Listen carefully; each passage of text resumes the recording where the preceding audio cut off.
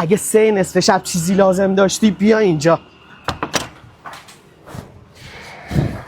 خیلی از این آیتما به این زیبایی شما تو روزم تو رستوران‌های دیگه نمیتونی پیدا بکنی، چه برسه به 12 تا 3 شب. اومدیم کافه رستوران عربی عتیق که هم منوی عربی دارن، غذاهای عربی دارن، هم منوی فرنگی و فست فود. بیا داخل. این غذای بسیار زیبا که می‌بینین مقلوبه گوشته. اینم یه کباب عربیه به اسم کباب خشخاش. اون سسی که می‌بینین سس خشخاش. این برج جذابم سیب ارگانیکشون رو با سس مخصوص. این آیتم هم چیکن وینگزه که میدونم خیلیاتون دوست دارین. از غذاهای پرطرفدار عربی شاورمای گوشت و مرغ و میکس هم دارن. یه ساندویچ خوشگلم اونجا هست، ساندویچ چیکن پستو. 3 تا کنار غذای خوشمزه عربی هم دارن اینجا. اون حمص بابا غنوشه و اونم جاجیکه. آقا این ساعت شما ببین چه سالادی واسه تدارک دیدن، خدایی چه غذاهای جذابی. گارنیشای خود غذا رو شما دیگه نگاه کن دیگه. تو این ساعت تقریبا نداریم جای دیگه. من که کیف کردم. نوشیدنی‌ها رو شما نظر بدین. غذاتون نوش جان کردی تا 3 هنوز وقت داری که چای بزنی و باقلوا. ما اینجا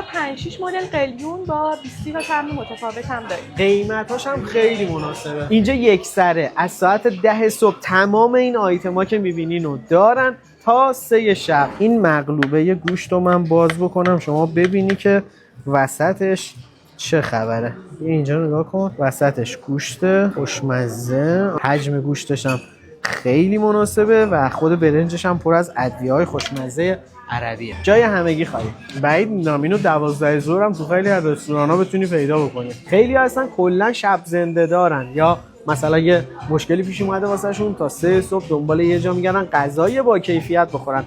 واقعا میگم تو پیجم تا حالا ندیدین من یه جایی معرفی کنم که بگم مثلا غذای شبانه است، چرا که اکثرا غذای بی کیفیت واقعا میدن.